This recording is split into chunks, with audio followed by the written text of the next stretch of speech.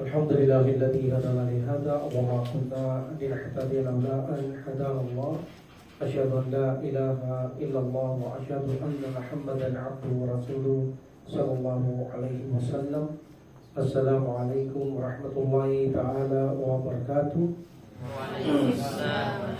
Alhamdulillah, pagpapatuloy natin ang buhay ni Abdullah ibn Sabah na kung saan sadyang ibinitin natin o nakaraan ito upang bigyan natin siya ng paksa sapagkat ito ang pinakapulot dulo ng kasamaan sa nangyari sa buhay ni Uthman ibn Affan radhiyallahu an, at nagpatuloy na ito hanggang sa panahon ni Ali radhiyallahu an, hanggang sa panahon ngayon. Dahil sa taong ito, siya ang nagtapon ng pagpagkaidwa-idwa o pagkakahati-hati ng mga Muslim. Itong si Abdullah ibn Sabah, ito ang master ng gang na ito, the Sabaisin, at ito ang idea ng Shia o the Rafida galing sa kanya. Meaning ito ay ang founder ng mga Shia. But may mga Shia hindi siya tinatanggap, but ang mga Shia sa bagong mga Shia ay itinatago nila ito at ang kanilang katuruan ay galing kay Sabai. Ang Sabai na ito ay grupo ito. Meaning ang tinawag ang tagasunod ni Abdullah ibn Sabah nung siya ang panahon dumating siya. So tinawag ang kanyang grupo na Sabai. Ito ay totoong dumating. At marami sa mga aklat ng Sunni ibn Shia ay nagpapatunay na ito ay sumasang-ayon na dumating ito sa panahon ni Uthman ibn Affan radhiyallahu an hanggang kay Ali radhiyallahu an. Ang iba naman, gaya ng sabi ko, yung mga bagong mga Shia, the modern Shia, pilit nilang itinatago si Abdullah ibn Sabah. Dahil nga, ang katuruan nila ay galing sa idea ni Abdullah ibn Sabah. So nagkukunwari silang hindi totoong dumating ito. Parang hindi nila kilala. Alam niyo naman ang Shia, mayroon itong akida na obligatory sa kanila ang takiya, meaning itago mo ang katotohanan, magsinungaling ka. Kailangan gagawin mo magsinungaling ka, magpapanggap ka, kailangan yun. So akida nila yun at obligatory ang takiya sa kanila, ang pagtatago. So, anila, hindi totoong dumating si Abdullah ibn Sabah. Ang mga yan ay produkto lamang ng imahinasyon ni Saif ibn Umar. Gawa-gawa lang yan ni Saif ibn Umar at Tamimi, sabi nila. Siya mga invento lamang yan. Produkto lang yung kanyang invento yan. Walang katotohanan na si Abdullah ibn Sabah dumating sa panahon ni Uthman ibn Affan radhiyallahu an. So, dahil itong si Saif ibn Umar, ito kasing mga hadith nito ay nakikita ito ng mahina. That's why pinagbintangan na siya ang taong ito. But pagdating sa history or biography, katanggap-tanggap ang kanyang mga history. So sa history, tanggap siya. That's why kung may sinulat man si Saif ibn Umar, history, so tatanggapin ito because ayon kay Sheikh Albani rahimahullah, karamihan sa mga story report niya ay katanggap-tanggap at mga sahih. So kung siya ay pinagdududaan o pinupula sa mga hadith, kung mahina ito bating history, malakas siya. That's why katanggap-tanggap ang sinulat ni Saif ibn Umar sa panahon niya na si Abdullah ibn Sabah ay dumating. Hindi lang yun. Si Ibn Sakir, nagsulat din ito ng kasaysayan ni Abdullah ibn Sabah na walang kinalalaman si Saif ibn Umar sa ganito. That's why marami ang sumulat. Hindi lamang ang mga Sunni, maging ang Shia, mga naunang Shia, ay sumulat din patungkol kay Abdullah ibn Sabah. So ang mga bagong mananaliksik, mga bagong researcher, tulad ng mga Arabo noon at mga bago ngayon, ay duda sila sa paglitaw ni Abdullah ibn Sabah. At sinasabi nila, ito ay mga haka-haka, mga kuro-kuro, mga figura lamang. Meaning, dinidinay nila ang pagdating ni Abdullah ibn Sabah. Pero ang kanilang pagdinay ay wala itong suportang ebidensya na hindi siya dumating. Bagkus ay kontra pa sa maraming aklat ng Shia at mga Sunni na ito ay dumating. Ang mga Orientalista at ang mga Arabong mga tagapagsiyasat o nananaliksik, karamihan sa kanila kasama ng mga Shia ay tinatakwil nila ito na dumating si Abdullah ibn Sabah o pinagdududaan nila ito, especially ang mga Rafidis at kanlurang Muslim in our time, na ang paglataw ni Abdullah ibn Sabah, sabi nila ay haka-haka lang yan. Hindi totoo yan. Kaya kung pagmamasdan mo anong ignorante at mapang-ahas na pagpapalagay ng mga taong ito. Why? Sapagkat napakaraming book of history, maging mga sekta ay puno ng mga biography tungkol kay Abdullah ibn Sabah. Halimbawa, magbigay tayo, either na book historian, either na book scholar, of hadith, mga sect, mga group, mga biography, mga literature, mga genealogy, nandyan yan si Abdullah ibn Sabah. Kaya hindi mo siya maaaring itago na hindi siya dumating. So, ang lahat ng mga ito, Shia at Sunni, agree sila na dumating si Abdullah ibn Sabah ayon sa according to the book of Sunni and according to the noong unang mga Shia, mga old Shia. Okay?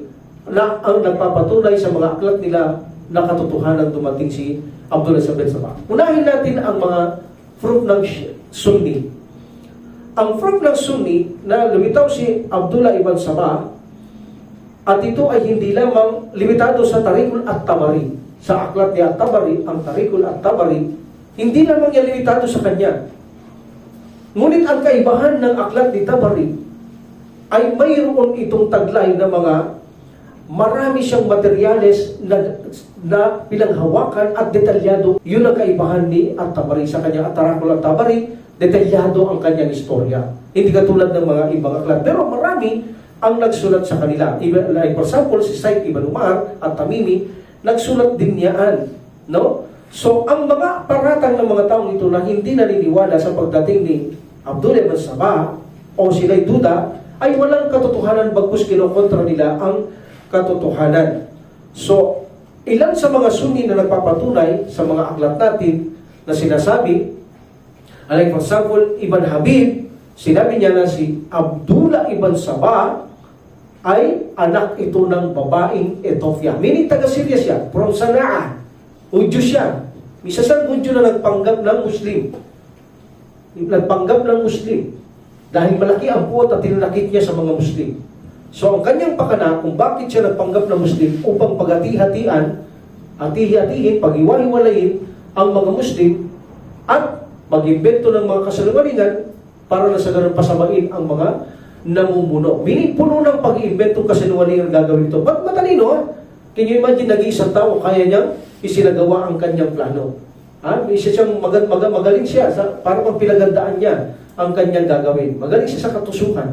Pagdating sa katusuhang bagay, magaling siya. Siya ay anak ng Ethiopia na babae, meaning siya ay taga-Syria, siya from Sana'a, isa siyang Hudyo, na kung saan nagpanggap na Muslim, kaya nabas-pasok siya sa mga Muslim, pinag-aaralan niya yung mga tao. Kapag mayroon na pupunta kay Uthman ibn Affan, pupuntahan niya yun. Kakausapin niya yun. Yung mga pinarusahan ni Uthman ibn Affan, sa Tazir at mga government, pupuntahan niya yun. Yung nakagalit niya sa Madina, yung mga mararangyan nagsilabas sa Madina, na pinalayas niya at nagalit sa kanya, pinuntahan niya yun. O sinulatan niya yun. So lahat ng mga tao, nagkakaroon siya ng mga pagkakataong kausapin niya kapag nagkaroon ng galit sa gobernador o mga Muslim o sa Uthman ibn Affan, sa Khalifa radiyallahu anhu, agad siyang gagawang action para maging tagasunod niya. Lalasunin niya, magaling siya magsalita. Lalasunin niya ang isip ng mga ito. Inshallah, dadako tayo kung anong mga source ang ginamit niya, bakit nakuha niya ang mga tao. Magaling din siya sa katusuhan, hindi sa katotohanan, kundi sa kasinungalingan at katusuhan. So meaning, ayon naman kay Abu Asim, Husay ibn Asram, sabi niya, si Ali, sinunog niya, radiyallahu an, ang lahat, ang almos kasama ni Abdullah ibn Sabah. Meaning, sa panahon ni Ali, sinunog niya ang mga tagasunod ni Abdullah ibn Sabah. Allahu Akbar. Pero si Ali, ang pinagmamalaki ng mga ito. But si Ali mismo, radiyallahu an, ang sumunog sa kanila. Pinasunog ito ni Ali, radiyallahu an. Anong dahilan? Dahil itinuturing nilang Diyos si Ali. O kaya naman itinuturing nilang katangian siya ng Allah. Meaning, kung wala si Ali, hindi mabubuhay si Allah. Siya ay katangian ng Allah. That's why, hindi siya namamatay kailanpaman. Hindi siya makakaranas ng kamatayan. Babalik siya. At siya ay hindi nagkakamali dahil nga katangian ng Allah subhanahu wa ta'ala. Siya ay hindi nagkakamali. Isa sa mga kasamaan ni Abdullah ibn Sabah na kung saan sinasabi niya na si Ali ay hindi namatay. Siya nagsasabi nito sa isang kasamaan niya. Okay? Si Al-Kalbi Muhammad ibn As-Sa'ib Al-Ikhbar. Isang Sabah. Sabah ito. Grupo ng o tagasunod ni Abdullah ibn Sabah. na sinabi niya, itong nagsabi, na si Ali ay hindi namamatay at siya'y babalik bago ang araw ng paghukom, at kapag nakakita ka ng ulap, sasabihin niya, that's Amir Mu'minin. That's why, hindi rin siya namamatay dahil siya ay divine o katangian ng Allah subhanahu wa ta'ala o mismo ay siya ay Diyos. Subhanallah. That's why nung malaman ito ni Ali radiyallahu anhu, pinakuha niya sila at pinasunog siya nila. Pinasunog ni Ali radiyallahu anhu ang mga taong ito. So, meaning malinaw ang istorya. Buhay ang mga saba-isip. Nandoon si Abdullah ibn Sabah. According to Ad-Dahabi, si Abdullah ibn Sabah ay laban ito sa tunay na pananampalataya. Iyon ang kanyang layunin. Lalabanan niya ang tunay na pananampalataya para ito ay bigyan niya ng katapusan at wasakin. Subhanallah. Ginawa na yan ng mga Quraysh na gusto nilang patayin ang salita ng Allah sa pamamagitan ng kanilang mga dila o salita. Pero hindi nila ito napatay. Yuriduna liyutfi'u nurallahi biafwahihim wallahu mutimmu nurihi walau karihal kafirun. So meaning gusto nilang patayin ang salita ng Allah sa pamamagitan ng kanilang salita, mga Quraysh noon. Para hindi na maging kumpleto ang Islam, matapos na. Pero hindi nila nagawa. Ginawa ng Allah, ginanap niya ang kanyang reliyon. Ito na ngayon. Gusto na naman wasakin ang reliyon ng Allah subhanahu wa ta'ala. Ito si Abdullah ibn Sabah. So itong si Abdullah ibn Sabah ay kindahabi na ito ay isang laban sa isang tunay na pananampalataya at isang taong nagbigay ng kaligawan sa mga tao. Nagligaw ng mga tao sa panahon niya. Iniligaw niya. Paano kaya? No? Ano kaya mga estilo niya? Mamaya, insyaAllah. Okay. So ganun din, si Abdullah ibn Sabah ay kay Ibn Asakir, ito ang ay kanyang tagasunod ang mga sabay. Abdullah ibn Sabah kinuha niya sa kanyang pangalang Sabah, na Sabah-isip. So tagasunod niya ito. Sila yung matinding pangkat ng mga rapida, mga sinungaling. Ginagamit na termino sa mga Shia Rafidi. So siya ang pinakamatinding pangkat ng mga rapida. At originally, gaya na sabi ko, from Yemen ito, isa itong Hudyo na nagpanggap ng Muslim. At hindi lang siya ang nagpalaganap nitong kasamaan para wasakin ang Islam. Mayroon siyang mga iba pang kasamaan o mga source na aalamin din natin, insyaAllah. Ayon kay Ibn Taymiyyah rahimahullah, siya ang origin, pinagmulan ng Rafida. Siya ang pinagmulan ng Rafida at ang kanilang mga katuruan o ideya galing sa kanya. Kaya kung titignan yung Shia, baligtad ang turo nila sa Sunni. Dahil gaya kay Abdullah ibn Sabah ang mga yan. Si Abdullah ibn Sabah, gamit niya ang tatlong aklat. Hudyo, Kristiyano at Quran. Ginagamit niya lahat yan. Kaya kaya niya paikutin yung kanyang mga kasamaan. Gumagamit siya ng Torah kuno, Injil kuno, at Quran kuno. Niloko niya ang mga tao. So, siya ang taong pinagmulan ng Shia o Rafida. Itong taong ito, especially sabi ni Ibn Taymiyyah rahimahullah, ang kanyang mga idea ng mga Shia Rafida galing kay Abdullah ibn Sabah. That's why gusto nilang pagtakpan itong taong ito dahil alam nila naging kalaban ito ng mga kalipat matutuwid na Muslim. Kaya pinalilitaw nila, hindi nila ito pinala, hindi lumitaw yan, akakalang yan ni Said ibn Umar, di totoo yan. Para mapagtakpan nila ang idea ng mga Rafida o mga Shia because galing sa kanya lahat ang kanilang mga idea. That's why kontra-kontra sa mga Muslim, ang kanilang sa mga Sunni, ang kanilang mga katuruhan. Alhamdulillah. So, balikan natin ang mga Shia, mga kanilang mga source na pinag-unan. Tingnan niyo sila mga Shia noon. Galit din ito sa kanya eh. Later na lang, ngayon na lang, dahil nga kinuha nga idea niya, at mga Orientalista, ngayon na lang sa panahon natin ito. But noon, galit din ang mga Shia sa kanya. Sa kanyang mga aklat na kasulat, nakalahat, ang Allah ay sumpain, sabi ni inirate ito ni Akushi, na kung saan sinasabi ng mga Shia, naway sumpain si Abdullah ibn Sabah ng Allah.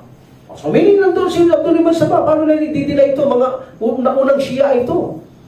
Mga naunang Shia na nagkiklaim na ito'y nandoon. Isa sa ngayon, mga modernong Shia, mga Orientalista, mga researcher ng mga Arabo, subhanallah, bago lang to. Ito mga Shia na ito, mga matatanda sa kanilang mga Shia, sila mismo ang nagpatuloy, sabi nila, sumpain si Abdullah ibn Sabah. Sapagkat sinasabi niya na si Ali ay Diyos o siya ay katangian ng Allah subhanahu wa ta'ala. So meaning ang mga ibang Shia noon, inirespeto si Ali, ngunit hindi sila nagmamalabis kay Ali. But later sa panahon natin, nagmalabis na talagang tandis ang pagmamalabis ang mga Shia na tinuturing nila ang kanilang mga imam na katangian ng Allah at may karapatan silang magdesisyon kahit anong gusto nilang desisyon ay matutupad sapagkat iyon ay galing kay Allah dahil katangian sila ng Allah. Kaya makikita nyo kahit anong desisyon ng mga imam, masusunod yun dahil katwiran nila ay katangian sila ng Allah subhanahu wa ta'ala. Pero dito makikita nyo yung mga Shia noon, iba sa mga Shia dito ngayon. Ang mga noon, isinusumpa nila si Abdullah ibn Sabah na nagkiklaim na ginagawa niya yung Diyos si Ali, o divino, or divine, o katangian ng Allah. But later nga, ginagawa niya katangian ng Allah. Dati sa kaida ng mga Shia, but noon hindi. Ang Shia noon ay hindi ganito kalala sa panahon natin ngayon. So malala na ngayon. Noon hindi.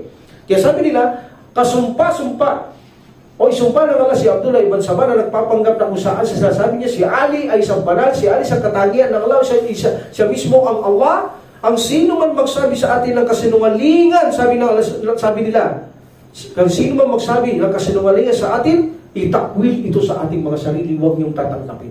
So meaning hindi nila tinatanggap ito na si Ali siya ay divine. That's why sa panahon ni Ali, itong mga tagasunod ni Abdullah ibn Sabah, pinagsusunod niya dahil kinakalat nila na si Ali, buhay pa siya, na si Ali ay katangian ng Allah subhanahu wa ta'ala at hindi siya namamatay kailan po. Bakit siya namatay? Ang kasaysayan malinaw, namatay siya. O bakit siya namatay? So, di ba? Namatay siya. Si Ali radhiyallahu anhu, nung papunta siya Fadya sa Badgit, tinaga siya. Okay? So, meaning namatay siya mga ilang araw. So, sabi siya, paano nila sasabihin hindi namatay si Ali radhiyallahu anhu? So, sabi nila, hindi namatay, babalik siya.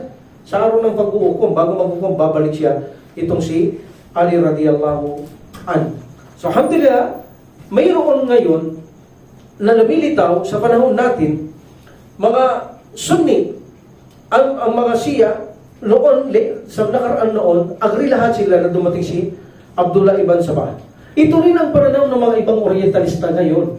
Meron din mga Orientalista na kung saan naniniwala din sila sa kasaysayan na tulad ni Julius Wellhausen, Van Fulton, Levi de la Vida, at Goldchiher and Ronald Nicholson at Dwight Ronaldson. Ito, medyo sikat ng Dwight na ito. Si Dwight Ronaldson, medyo sikat sa mga istorya ito, saka hindi mananampalataya. So ito mga Orientalista ito, naniniwala Meaning na kukunti lang sa mga Orientalista at mga Arab researcher at mga modern Shia ang hindi naniniwala dumating si Abdullah ibn Sabah. Like for example, sa mga Orientalista na konti lang hindi naniniwala o duda sila sa paglitaw ni Abdullah ibn Sabah tulad ni kay Setani at Bernard Lewis at Fred Lander. So, si Fred Lander, medyo sikat din ito, maraming aklat ito pagdating sa history sa mga hindi mananampalataya. Sila mga Orientalismo, konti lang naniniwala na hindi dumating si Abdullah ibn Sabah. But maraming aklat ng Sunni ibn Shia na si Abdullah ibn Sabah ay tunay na lumitaw at tunay na dumating sa panahon ni Uthman ibn Affan radhiyallahu anhu at siya pang naging dahilan kung bakit tumantong sa patayan at bakit nagkawatak-watak ang Muslim at bakit sa panahon ni Ali nagpatayan ang mga Muslim. Siya ang pinaka punot dulo ang taong itong si Abdullah ibn Sabah. Kung sa mga hipokrito, siya si Abdullah, sino siya hipokrito sa Madina? Abdullah ibn Salul. Ito naman Abdullah ibn Sabah, no? Pareho silang may role na nangyari. Itong isang hipokrito at ito rin naman, ito rin na hipokrito, napanggap dito, ba't matindi ito? Ginawa niyang pagkaguluhuluhin, watak-watakin ang mga Muslim, gumawa siya ng mga iba-ibang kaparaan. Ito ang unang taong nagsimulang nagsinungaling para guluhin niya ang Islam sa panahon ng ni Uthman ibn Affan radhiyallahu anhu. Remember, sa panahon ni Abu Bakar, Umar ibn Khattab, and 6 years ni Uthman ibn Affan, walang gulo, mapayapa ang mga Muslim. But after 6 years ni Uthman ibn Affan, hanggang 6 to 12 years, doon na, mini 6 years sila bumabanat ng mga pamamaraan nila hanggang makamit nila before 12 years mapatay nila si Uthman ibn Affan radhiyallahu anhu. So, alhamdulillah, so malinaw na may more prueba, na mas malakas ang prueba na si Abdullah ibn Sabah ay dumating sa panahon ni Uthman ibn Affan radhiyallahu anhu hanggang sa panahon ni Ali radhiyallahu anhu. Sa uling pamumuno ni Uthman ibn Affan radhiyallahu anhu, dito lumitaw talaga ang gulo. Tinaksa ko nakaraan, bakit nagkagulo? Mahalagang tandaan yun. Yung mga pinalayas ni Uthman ibn Affan radhiyallahu anhu sa Madina, dahil sila ay lumalaban na, nagiinom na ng alak, Nakakasiran sila, pinalaya sa labas. Yung mga magulang nagreklamo, yung iba na buot, sumama sila sa labas. Meaning lumabas sila ng Madina. Isa yan sa magiging kakutsaba ni Abdullah ibn Sabah. Number 2, pinaksa ko yung mga hipokrito. Magiging kakutsaba niyan. Biduin, pinaksa ko ang mga biduin. Yan ang mga pinagbintangan si Uthman ibn Affan radhiyallahu anhu na kung saan ang mga kayamanan, ipinagbudbud niya lang sa kanyang mga kamag-anak, naging unfair siya, namili lang siya pati ang mga lupa. Ganon din ang mga Arabo, na mga huling Arabo. Ang mga hindi Arabo, na kung saan pinalilitaw nila, at mga Arabo, na dapat may karapatan din silang mamuno, meaning pagnanasa. Mayroon din sana dapat karapatang mamuno, tumutulong sila sa diyan, ngunit hindi sila binigyan karapatang mamuno. Kasama din yan. Yan naman nagbibigay lahat ng kaguluhan dito. Ganon din ang pinarusahan ni Uthman ibn Affan radhiyallahu anhu at mga gobernador bilang tazir sa kanilang ginawang mali, mga Kristiyan, Hudyo at mga Persiano.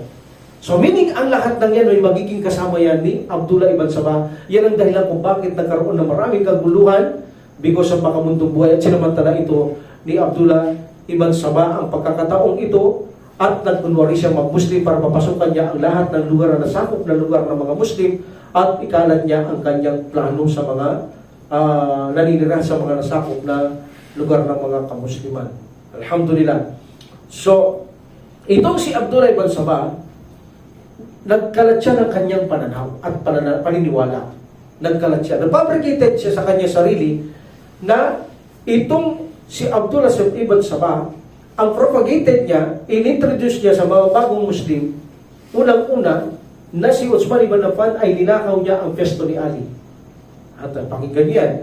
Ninakaw niya ang pwesto ni Ali, radiyallahu anhu. Dapat si Ali doon, ninakaw ni Uthman. Wala siyang karapatang mamuno si Uthman ibn Affan. Number 2, ang magturo siya ng mabuti at magbawal ng masama. Tama na naman magturo ng mabuti at magbawal ng masama. Nga lamang, ang kanyang estilo, magtuturo siyang mabuti, bibigyan niya kasinungalingan ng isang tao na ginawa niya ito, tapos tuturuan niya. Tama, kaya ang mga tao napapasunod niya. Halimbawa, si Uthman ibn Affan radhiyallahu anhu, ninakaw niya ang pwesto ni Ali. Ano sabi niya? Ang sinabi ng Prophet sallallahu alaihi wasallam, nagpakita siya ng mga proof, gumamit siya ng Torah, gumamit siya ng Injil, o anong aklat ng mga Kristiyano ang ginamit niya sa panahon niya. Ginagamit niya lahat ng aklat. Meron sabi niya sa aming aklat, na hawak-hawak namin natin Quran natin Sunnah. Nandoon na ang mula na darating si Muhammad sallallahu alaihi wasallam, na kung saan pinagbilin niya pagkatapamatay niya, dapat ang mamuno ay si Ali. Hindi si Umar, hindi si Abu Bakar, hindi si Uthman. Ang tagapagmana niya ay si Ali. Meaning lahat ng mga propeta, at sugo sabi niya, mayroon silang tagapagmana. Mayroon silang tagapagmana. Meaning propeta, halimbawa si Moises, si Aaron, si Isa, si Yahya. Mayroon silang tagaganyan, iiwanan. Ibrahim, si Lut. Lahat sila, sabi niya, mayroon. Magaling siya Lahat mayroon silang tagapagmana pag umalis may kapalit. Ganon din ang Prophet sallallahu alaihi wasallam ayon sa aming kasulatan na unang nabasa sa aming kasulatan. Pag alis ni Muhammad sallallahu alaihi wasallam, ang propeta ng Allah samantala, ang kanyang tagapagmana ay si Ali. Ngunit, hindi siya lumitaw ng tagapagmana. Sinira nila ang katuruang ito, ang hula na ito na dapat mangyari ito. At ito ay ninakaw ni Uthman ibn Affan radiyallahu anhu. Mayroon bang siyang karapatan na mamuno? Sabi niya sa mga tao. Mayroon bang karapatan mamuno ang taong ito ninanakaw niya? Ang isang karapatan ng isang taong ito. That's why, kapag ginawa niya yung ganong pinasanungalingan, sabi niya, turuan natin ang matuwid. Ipagbawal natin ang masama. Ninakaw niya, dapat turuan natin siya. Na dapat hindi niya ninakaw na wala siyang karapatan gawin. Ganon siya. Magtuturo siya mabuti at magbabawal, pero gagawa siyang invento na kasalanan ginawa ng tao na hindi niya namang ginawa. That's why yung mga tao, napapasunod niya ang mga tao. Especially yung mga taong gutom, yung mga taong mahilig sa pagnanasa sa makamundong bagay, yung mga nagkagalit kay Uthman ibn Affan radhiyallahu anhu, binigyan niyang pagkakataon ng kanyang sarili na pasukin lahat ang mga taong ito at hanggang sa makuha niya ito, hanggang finally, papasukan nila si Uthman ibn Affan radhiyallahu anhu at mapatay nila si Uthman ibn Affan radhiyallahu anhu. Ito rin ang taong ito, nagbasa ng Quran at nagtatranslate siya ng kanyang pansarili lamang. Siyempre, yung mahihina, nakukuha niya, mahihina kaalaman, mga weak sila, o mahilig sa makamundong bagay, mga pwesto, mga karangyaan, nakukuha niya. Isa sa aya na ginamit ng taong ito, sabi niya, Abdullah ibn Tarjim Sinagmare, Innal ladina farada alaykal Quran, laraduka ilal ma'ad. Ibig sabihin, siya ang nagbigay katotohanan, siya ang nagbigay ng aklat sa iyo, Muhammad, ang Allah subhanahu wa ta'ala. Nang sa ganon, sabi ng Allah subhanahu wa ta'ala, at katiyakan ibabalik ka sa Ma'ad, meaning lugar ng pagbabalik. Si Allah subhanahu wa ta'ala ang nagbigay sa iyo ng aklat, meaning ang Quran, binigay sa iyo ang Quran. At katiyakang ibabalik ka sa Ma'ad, lugar ng pagbabalik. Tignan mo itong sabi niyang mga tao to, inipon niyang tao. Tignan mo, sabi niya, ang kalokohan ng mga taong ito. Sinasabi nila na si Isa a.s. ay babalik. Pero hindi sila naniniwalang si Muhammad a.s. ay babalik. Napakalinaw ng Quran ng ayat, sabi niya, na ang Allah nagpadala ng Quran kay Muhammad a.s. at pagkatapos ay katiyakang ibabalik siya sa lugar ng pagbabalik. Ibabalik siya sa mundo. Sabi ng Allah subhanahu wa ta'ala. Kaya, hindi nila ito pinaniniwalaan. Inirareject nila ang Quran. Paano mo paniniwalaan mga sahabang yan? Paano mo paniniwalaan na namumuno mga yan?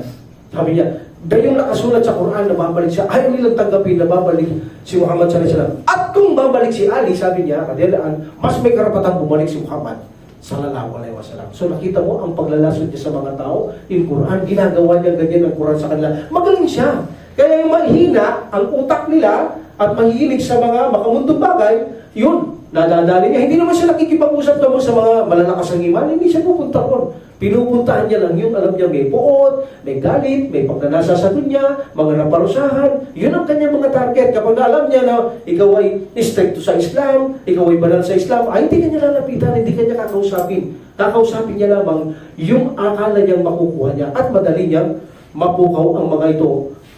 Sapagkat sila ay unang-una nalululong sa makamundong buhay. Kaya sabi niya, kung si Isa a.s. ay magbabalik, mas higit na may karapatan si Muhammad sallallahu na bumalik dahil special yan. Kaya Allah subhanahu wa ta'ala, gaya ng ayat ng Quran, itong ayat ng Quran na ito, ang ibig sabihin, siya ang nagpadala ng Quran sa iyong Allah at babalik ka sa Ma'ad, meaning babalik ka sa lugar ng pagbabalik on the day of resurrection. Doon siya babalik ang Prophet sallallahu alaihi wasallam at tatanungin siya ng Allah.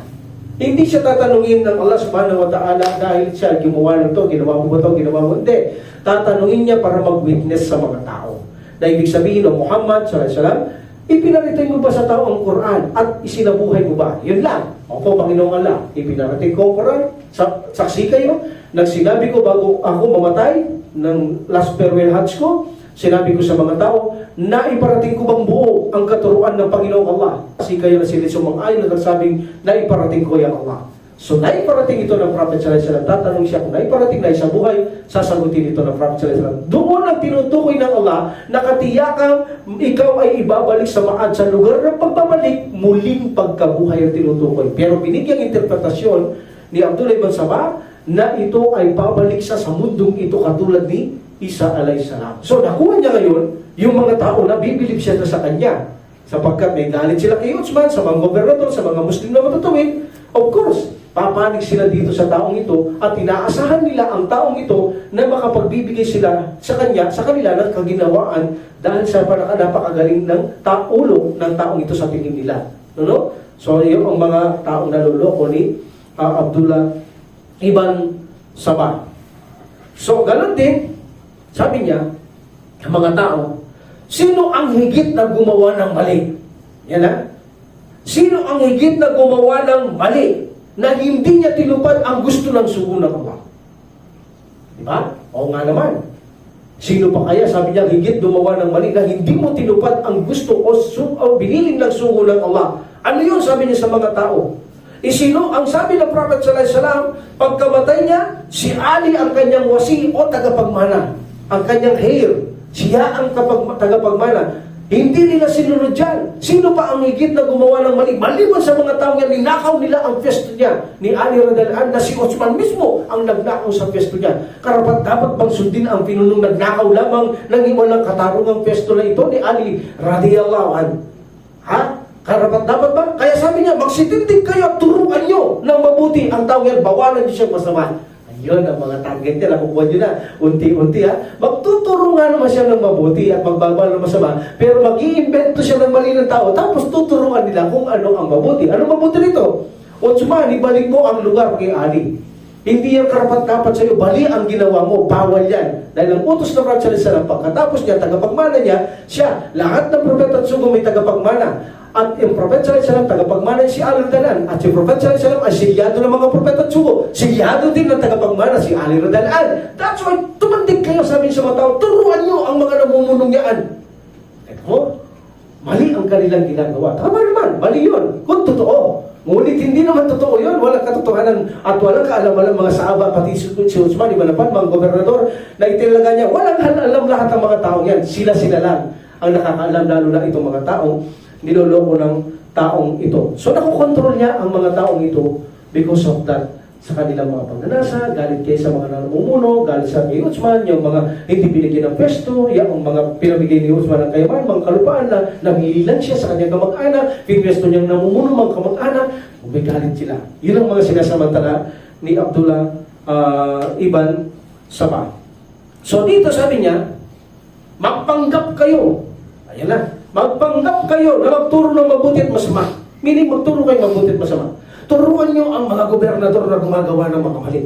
So magpapalaganap sila ng kabuktutan sa mga gobernador. Na hindi totoo. Pagkatapos ang mga tao, tuturuan nila kung ano dapat ginawa ng gobernador at pupunta ng gobernador kung ano dapat mong gawin. Actually, nakapagpalis ng mga gobernador, itong mga taong ito, natatanggal nila sa pwesto ang gobernador. Siya lang dadakuhan natin niya kung sino ang kanyang kanilang natanggal. Okay? So in this situation, hindi lang siya nagpalaganap doon sa lugar. Ang mga kanyang tagasunod ay lumakad sa iba-ibang rehiyon at sumulat din sila. At marami ang tumugon dahil maraming galit sa mga namumuno, yung maliban na para dahil at tumugon sila. At nagkalat din sila sa mga kakilala na ikinalat din ang mga ganong salita ni Abdullah ibn Sabah. Meaning ngayon, lumalawak na sila sa pamamagitan ng pagkukunwaring pag-uutos ng mabuti at pagbabawal ng masama because i-invento sila ng mga gawain hindi ginawa ng matutuwid na tao ang namali ang ginagawa nila, then tuturuan. So isma sa sinabi pa, ang kayamanan na nasamsam ipinamigay ni Uthman sa mga kamag-anak. Tama naman eh. Pero yung perang yung galing kay Uthman, hindi galing hindi sa Baitul Mal, sa kanya yun. Mapamigay talaga si Uthman. Yung binigay sa kamag-anak niya, hindi sa Baitul Mal. So, binintang nila yun ay galing sa Baitul Mal. Meaning, pinakikialaman niya ng walang katarungan ng Baitul Mal, ng walang hati-hating, hindi makatarungan, malaki masyadong binibigay sa kamag-anak. So, isa yan sa inalason niya sa mga tao. Yung lupa na nasamsam, na instead na tinataniman, inaararo, binubukal para sa mga bata, sa mga tao, na pakikinabangan ng mga bunga, mga ani, kinangkam niya at ipinamagay niya sa kanyang kamag-anak. So another quote at galit na naman ng mga taong lalo na walang trabaho, yung mga Bedouin noon, trabaho nila, kumain matulog lang, wala silang trabaho noon, gutom na gutom sila, that's why madali silang nagalit sa ganung sitwasyon. So maraming pamamaraan na ginagawa niya para makuha niya ang mahihina na mga Muslim. Alhamdulillah. So actually, itong si Abdullah ibn Sabah, sila ang may pakana ang mga tulisan. Tawag sa kanila, yung ibang tawag sa kanila, mga tulisan, mga latak ng lipunan. Yan ang tawag sa kanila sa kanilang panahon. Mga tulisan at mga latak ng lipunan. Iba ng mga sahaba, maririnig nyo, mayroong sasabi sa kanila, latak sila ng lipunan. At mga tulisan sila. Sila ang taong nagpakana hanggang sa mamatay si Uthman ibn Affan radiyallahu anhu.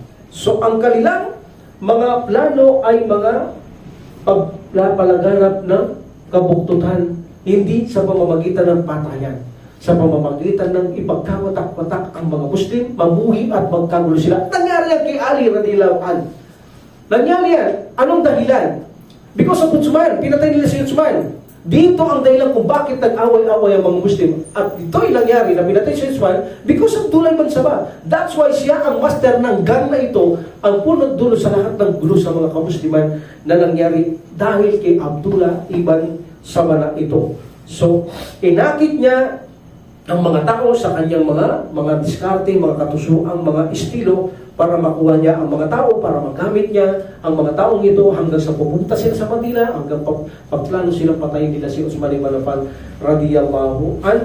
Ang mga taong ito na kung saan pabor sa kanila ang nangyayari sa mga sabahisim, dahil kapag mayroong nananalig sa kanila, piling nila, nasisindihan na nila ang umaaring mag-spark na ang isang apoy tungo sa isang kaguluhan.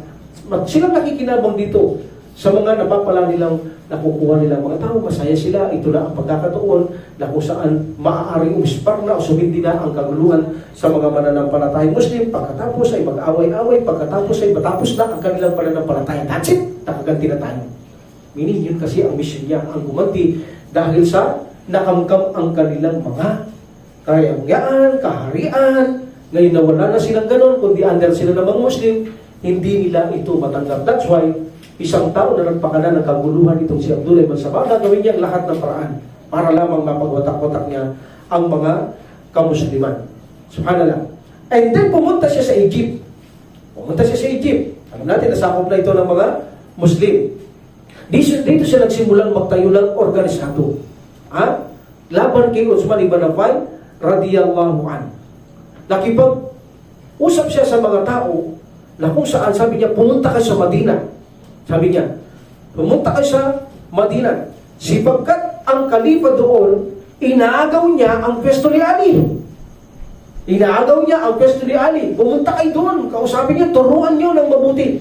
So nakuha niya ito. Can you imagine, nakuha niya ito, nagpunta ng Madina. Tinanong siya, sabi niya, paano mo nalaman? Ang mga sahaba ang nagsabi sa akin. Ginamit niya ngayon ang mga sahaba. Of course, mga sahaba yun, matutuwid yun. Kaya naniwala ang mga tao sa ito na kinuha lang ni Uthman radiyallahu an ang pwesto ni Ali radiyallahu an. So nagpunta sila doon. And then pagdating na doon, kausap ang mga sahaba, sabi nila, ang ginagaw ba ng khalifa o Amir Mu'minin ang pwesto ni Ali dapat? Sabi niya, naggaling ng yan, salita niya. Sabi niya, Abdullah ibn Sabah, wala kaming alam sa sinasabi niyo. Sabi ng mga sahaba. So nagtataka sila ngayon, wala palang alam ng mga sahaba. Sabi niya, Abdullah ibn Sabah, mga sahaba nagtabi sa kanya. Wala palang alam itong mga sahabang ito. So pumunta sila kay Uthman ibn Affan radiyallahu an, kinumpirma ito na inagaw mo ba ang pwesto ni Ali? Sabi niya, walang katotohanan yan. Actually, si Ali ang pumili sa akin, sa pinakahuling pumili, dalawa na lang kami. At siya ang nagpabaya na ako nang mamuno. Paano at siya ay nagbigay ng plate sa akin at siya ngayon ang advisor ko? Paano niya gagawin na, paano ko ginawang inagaw sa kanya ang kanyang pwesto? Wala kaming alam dyan. So ang aking pamumuno, sabi ni Uthman ibn Affan radiyallahu an, ay isang magandang sinseridad na intensyon. Ang aking layunin gustong gawin, ang pamalaan, ang mga Muslim para sa kabubuti ng lahat. So napagtanto ng isa na si Malik ibn al-Astar al-Nakai, sabi niya, subhanallah, malamang meron sa buwatan nangyari sa akin. Liloko tayo. Kaya sabi ni Ibn Kathir na si Abdullah ibn Sabah, pumunta siya sa Egypt at nagpalaganap siya ng aligaw-ngaw, ng chismis, kasiraan sa mga gobernador, lalo kay Uthman ibn Affan radiyallahu an, na mga fabricated na kung anong mga invento o haka-hakang ginawa niya, at ang mga tao sa Egypt ay nalinlang niya. Sabi ni Ibn Kathir, rahimullah. Ito, katulad nito, pinapunta niya pa sa Madina. Wala rin nangyari. Wala mo pala kaalam-alam doon. That's why, galit na galit ang mga taong ito kay Abdullah ibn Sabah. So, nalinlang niya ang mga taong ito. Alhamdulillah. Ganon din, itong si Abdullah ibn Sabah, siya ay nagpakana sa mga Muslim. Siya ay ang nagpaplano, siya ang gumagawa ng mga pakana para ilihis niya ang mga Muslim. Even ng mga nagbabasa Quran, nadali nito, nakuha niya yung mga nagbabasa Quran. Kasi yung mga nagbabasa ng Quran, na may nagbabasa, makamundo ang gusto nila. That's why nadali niya rin ang mga yaon.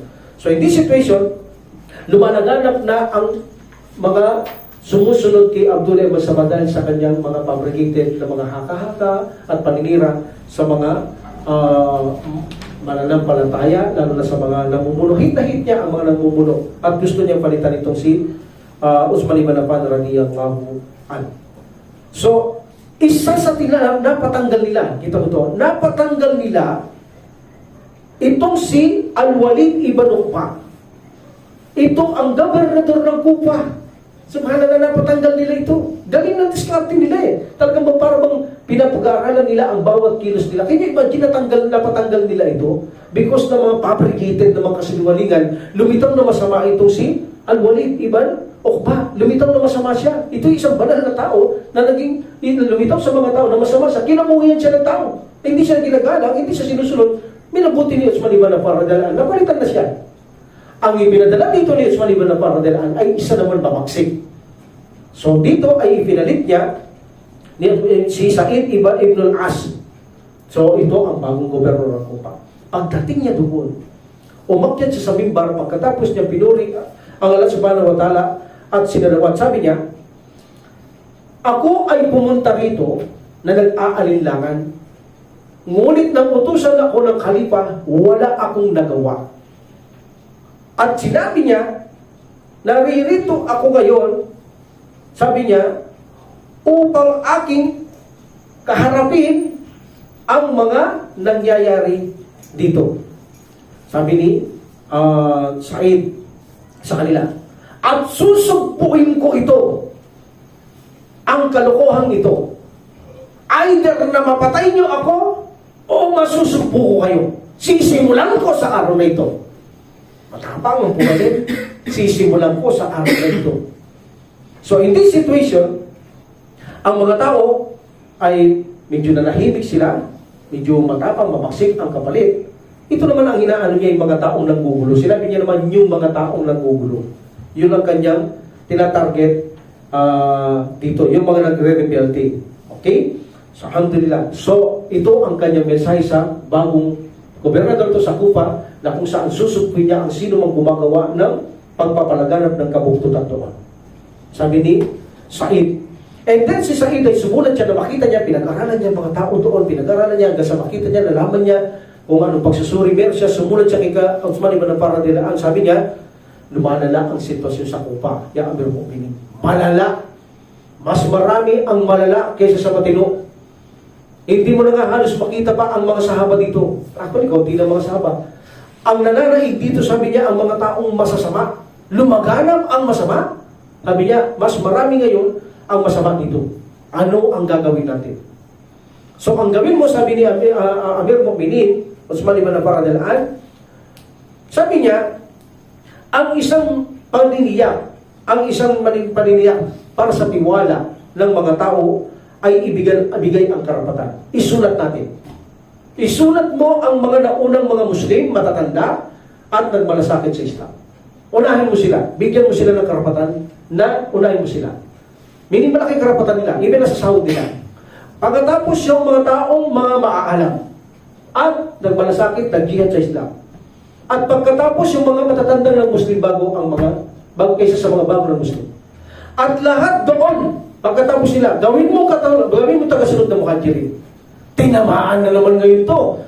Gawin mo tagasunod ng muhajirin, sila ito. Bago sila.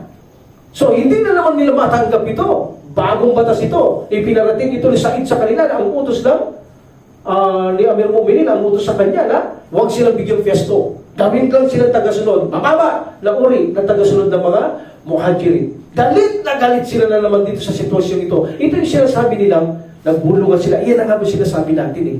Pagdating sa ganyan, wala siyang concern sa atin. Palagi siyang concern sa kanila.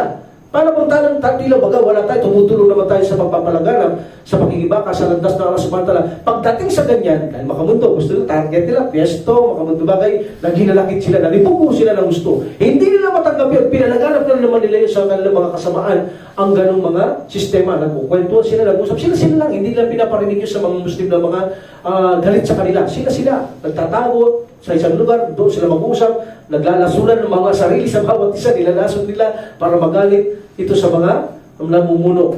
Subhanallah. And then sa Madina, tinawag ni Uthman ibn Affan radhiyallahu anhu ang kanyang magkasama. Sabi niya, ito yung ginawa ko. Sabi niya, tama yan. Sabi ng mga sahaba, hindi mo dapat bigyan pesto ang mga taong yan. Dahil kapag binigyan mo ang pesto ang mga taong yan, sabi niya, yung mga masasamang yan, mananaig ang kasamaan doon. Nararapat lang maging tagasunod sila ng mga doon, sabi niya. So tama yung desisyon mo, Amir Mu'minin, sabi niya. Ito ngayon mga taong ito na ang kanilang kapritsyo at pagnanasa ay sinusunod, nabalisa sila. Nabalisa sila sa desisyon na ito ni Uthman ibn Affan radiyallahu anhu. So nagkaroon ng pagkabalisa. Nagkaroon ng mga pagpupulong ang mga Muslim. Tapos hindi sila binigyan ng pwesto. Nagkaroon din sila ng pagpupulong na sekreto. Nag-usap-usap din sila. Nagsimula dito ngayon, ikinriticize nila ang gobernador. Pinuna nila ang bagong gobernador na ito. Binigyan na naman nila itong kasiraan na ipalaganap sa mga tao. Ano sabi nila? Itong gobernador na ito, nagbibigay din siya ng preference. Meaning, nagpapabor din siya kung sino ang gusto niya. Hindi niya tayo binigyan. Dahil ba tayo ay nakikita na lang kumukontrat, nagtuturo lang tayong mabuti at nagbabawal ng masama? Ayaw ba nila yung ganon? Ngayon, ayaw nila tayong bigyan ng pwesto dahil nagtuturo tayong mabuti at nagbabawal ng masama? So ipinalaganap nila ngayon na hindi makatarungan ng bagong gobernador sapagkat nagbigay lang siya ng mga pamumuno na namili lamang siya at ito ay hindi nila matatanggap at hindi ito makatarungan. That's why naglalagablak na naman ang kanilang mga damdamin sa galit sa mga namumulong ito at sa mga kamusliman. Actually, nire-reject ito sa kupa ng mga Muslim doon. Kaya sila ay nagsalita lamang, nag-uusap lamang ng nakatago. So pinuntaan din ni Abdullah ibn Sabah ang mga Biduin na kung saan mahilig sa pagnanasa, ang mga hindi Arabo, ang mga Arabong naghahangad ng mga pesto, ganun din ang mga pinarusaan ng gobernador Usman ibn Fardalan, mga Hudyo, Kristiyano at mga Persian. Yun, nag-uusap sila sa bawat panig, sa bawat sulok upang magpalaganap ng pag-uudyok ng bawat kasamaan upang labanan ang mga kamusliman. Hindi lang yan. Pinalakad ni Abdullah ibn Sabah ang mga ibang tao, pumunta sa ibang rehiyon, ikalat ang ganitong balita at pagkatapos sumulat sila sa kanilang mga tagasunod nang sa ganun ba, kaisa-isa tayo lalabanan natin ang mga taong gumagawa ng katunggalian, kasamaan sa pananampalataya ng Allah. Lahawak man. Gagawa silang invento kasalanan ng mga namumuno, then magtuturo silang mabuti at magbabawal ng masama. Iyan ang kanilang estilo. Pinaka-estilo ni Abdullah ibn Sabah yan. Magturo mabuti, pagbawal ng masama, para makuha niya agad ang tao. Of course, totoo yun. Pagtuturo ka mabuti, pagbabawal ka masama, makukuha mo talaga agad ang tao. Pero hindi nila alam ng mga tao, hindi totoo yung mga paratang doon.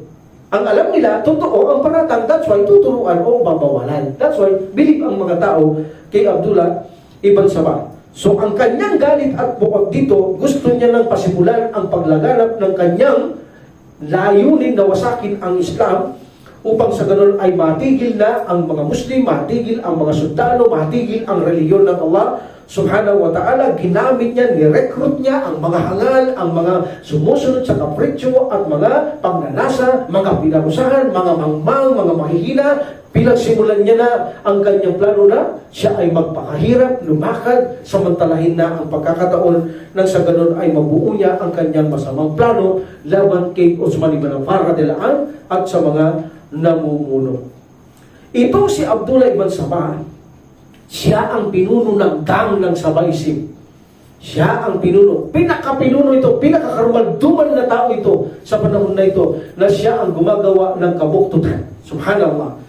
Itong si Abdullah ibn Sabah, na kung saan ay gusto niyang magdulot ng kaguluhan sa mga kamusliman, kinikriticize niya ang mga namumuno. Pinupuna niya ang mga namumuno. Even sa simpleng bagay, pupunayin niya ang namumuno at pasasamahin niya ito sa mga tao.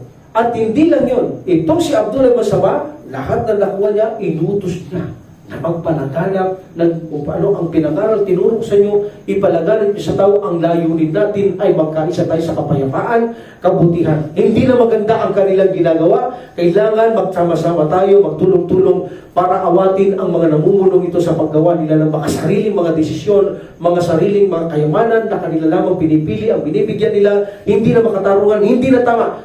Sinabi ni Abdullah ibn Sabah, sinasalungat nila ang Allah subhanahu wa ta'ala. Hindi maaaring suwayin nila ang Allah. Lalaban tayo para kay Allah subhanahu wa ta'ala. Galing maglason ng tao, itong taong ito. Lalaban tayo para kay Allah dahil hindi na tama ang ginagawa nila. Wala na sa batas ng Allah. Even na ang mga namumuno ay sagga. Sila ay shield. Kapag nasira ang shield, maapekto tayo. Kailangan hindi masira. Kailangan gawin natin ang paraan bago masira ang kalipamiling bago siya lumihis ng lumihis.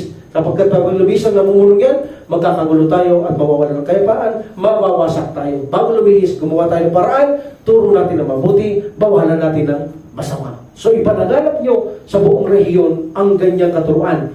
Okay? So iyon ang pagpapalaganap ng mga envoy o sinugo ni Abdullah ibn Sabah, mga fabricated na mga katuruan upang lasunin ang mga tao at sumama sa kanila upang lumakas ang pwersa ni Abdullah ibn Sabah. Subhanallah. So ang pagpapalaganap ng kasamaan ni Abdullah ibn Sabah ay lumaganap ito sa kalupaan. At actually, nag-mission na silang hatiin, bigyan na ng pagkahati-hati ang Muslim. Pinigyan nilang pagkakagalit-galit ang mga Muslim. At ito ay naging epektibo naman ang mga pamamaraan nila na ang mga Muslim ay magkaroon ng pagkakawatak-watak. Inuna nila, halimbawa, yung mga pinagparusahan nila. Bakit kayo pinarusahan? O bakit siya? Hindi niya pinaparusahan yung kanyang kamag-anak na kung saan sila ang lumulustay na kayamanan galing sa pinaghirapan natin. Sila lang ang nakikilaban maging lupa. O bakit yan? Bakit hindi niya parusahan? Bakit kayo pinarusahan? Hindi na tama yan. Hindi makatarungan yan. So, nilalason niya yan. So, nakukuha niya na yan. Ikaw, kayo mga bituin, wala kayong trabaho. Ha? Nakikita ko, pagkatapos niyong mahiga, kumain, mahihiga kayo. Wala kayong katrabaho ngayon. Hindi kayo binigyan ng parte ni Usman ibn Affan radhiyallahu anhu. Wala kayong parte. Ibinigay niya sa kanyang mga kamag-anak. Kita nyo, ang ginagawa niya sa atin, naging makasarili sila, at pumapatay sila, Abdullah ibn Mas'ud, pinagpapalo niya, pinatay niya, nila, at pumapatay sila, para lamang makamit ang paghahari, pamumuno. Wala na silang pakialam, hindi na sila banal, hindi na sila tatakot kumalit, pumapatay na sila, for the sake of dunya, para lang matindigan nila ang pamumuno, paghahari, makuha nila, gusto nila, pumapatay na sila kahit Muslim. Galing. Si Abdullah ibn Mas'ud, pinalabas niya, pinagpapalo niya, pinatay niya. Si Abdullah ibn Mas'ud, wala katotohanan yun. Kaya sabi niya, dapat siyang turuan. Nakita mo, pumapatay siya ng mga kasamaan niya, Abdullah ibn Mas'ud. Hindi rin tayo shift sa kanya. Kung iyon ay matagal niya kasama, napatay niya, lalo niya tayong kayang patayin kapag ginusto niya. That's why, mag-ingat kayo sa kanya. Kailangan tayong maging matatag na harapin siya. Hanggang iyan na nga, parang hanggang sa mabot sa patayin siya. Sa sobrang paglalason ni Abdullah ibn Sabah, umagri ang kanyang kasamahan hanggang sa puntong patayin nitong si Uthman ibn Affan radhiyallahu anhu dahil sa kasinungalingan. Epekto ng kasinungalingan, tinapik natin yan kung bakit masama ang kaparusahan sa mga kaluluwa sa barsak. Yan ay epekto ng kasinungalingan. Buong lipunan, nagkawatak-watak, nagkagulo-gulo, hanggang patay si Uthman ibn Affan, hanggang kay Ali at Muawiyah radhiyallahu anhuma, nagpatayan ng mga Muslim to Muslim. Pati si Aisha radhiyallahu anha, gumitna na dyan sa labanan niya, subhanallah. Dahil yan sa kalukuhan at kasinungalingan ni Abdullah ibn Sabah. In this situation, si Ibn Sabah pumunta siya sa Syria kay Muawiyah, sa gobernador dito. Ngunit hindi siya makaporma. Palagi siya tinitignan o binabantayan ni Muawiyah, hindi niya maipakalat yung kanyang gusto doon.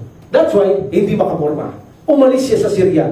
Okay? So, umalis siya sa Syria itong si Abdullah ibn Sabah. And then, pumunta si Abdullah ibn Sabah sa Basra. Mayroon siyang nabalitaan doon na ikinulong nila sa isang tahanan. Ay nahanap niya rin kaaway ng mga Muslim eh.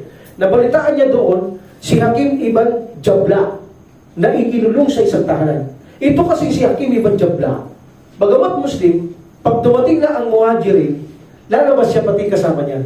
Magnanakaw sila. Pati mga kayamanan o mga harian ng Muslim, kukunin nila.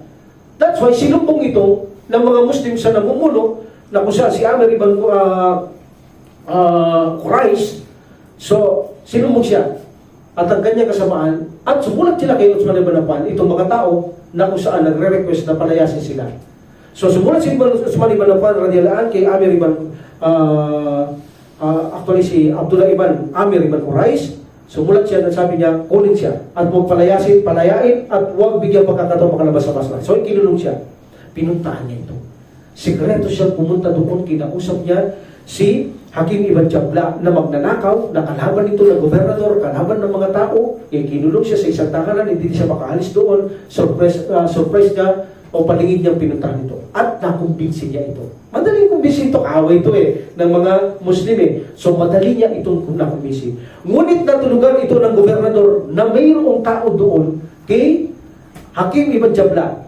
At pinatawag niya ito ng gobernador na si Abdullah ibn Amir ibn Quraish. Pinatawag niya ito at sinabi niya, sino ka? Nung dumating siya, sino ka? Sabi niya, ako si Ibn Sabah o Abdullah ibn Sabah. Isang tao, sabi niya, na magmula sa people of the book. Ahlul Kitab. So, gamit niya yun mga Injil tsaka Torah Galing ako sa people of the book. Hindi niya, Diyos siya, hindi lang Torah gamit niya. Ginagamit niya rin ang Injil. That's why ang mga siya, tatlong source nila. Gumagamit silang aklat ng Quran, Torah at Injil ang ginagamit nila. Yan ang kanilang ginagamit na aklat, hindi lang ang Quran. So that's why yung mga katuruan sa kanila na hindi katuruan sa Islam, katuruan sa Quran at Sunnah, katuruan sa Torah at Injil. Kaya maraming hadith doon, mga hula, na ginamit niya ang Injil at Torah para kay Francis at kay Ali na wala sa Sunnah at wala sa Quran. Yun ang ginagamit niya para lukuhin niya ang mga tao. No? Sasabihin niya, galing sa Torah to, galing sa Injil to. So, ganun ang naloloko niya ang mga tao. Sabi niya, galing ako sa Ahlul Kitab.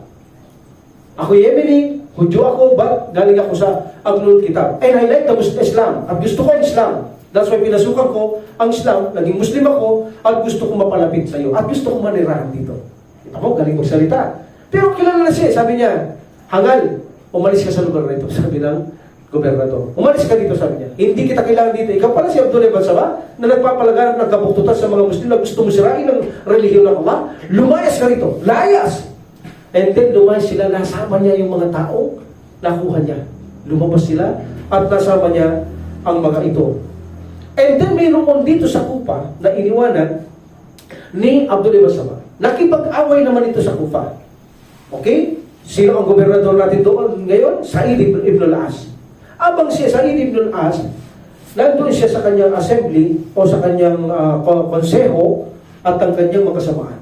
Dumating ang mga ito, mga bata ni Sabaysim, na ang plano ay makapagdebate at makipag-away.